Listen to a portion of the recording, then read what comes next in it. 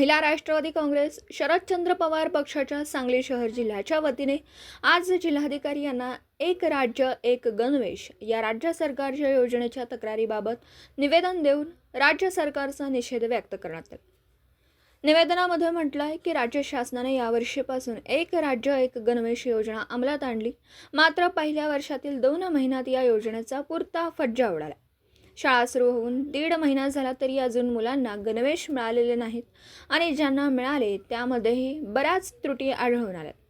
इयत्ता 5वी ते 7वी पर्यंतच्या मुलींना सलवार कुर्ताऐवजी स्कर्ट व टॉप आणि मुलांना शर्ट चड्डी हा गणवेश दिला जातोय।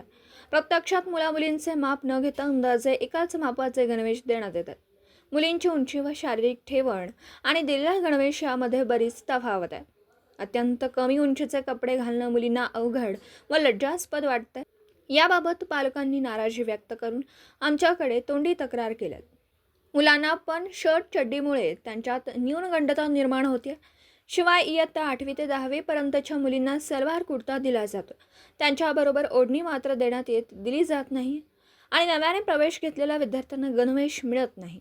त्यामुळे होतकरू गरजू आर्थिक दुर्बल असणाऱ्या पालक व विद्यार्थ्यांचे या योजनेमार्फत राज्य सरकारने चेष्टा-मस्करी केली। लाडक्या बहिणीची योजना असणाऱ्या राज्य सरकारला मात्र बहिणीचे लाडके भाचे आणि भाची यांचा विसर पडला। एक राज्य एक गणवेश ही योजना आणून शासनाने मुलांची आणि मुलींची फसवणूक केली। त्यामुळे महिला राष्ट्रवादी काँग्रेस शरदचंद्र पवार पक्षाच्या वतीने आम्ही राज्य शासनाचा जाहीर निषेध करतो। तरी शासनाने लहान आखूड स्कर्टचा गणवेश हा आजची जीवनशैली, सामाजिक विकृती व मुलींची असुरक्षितता लक्षात घेऊन त्वरित बदलावा व कुर्ता सलवार आणि फुल पॅन्ट शर्ट द्यावा असं या निवेदनाद्वारे सांगण्यात आलं।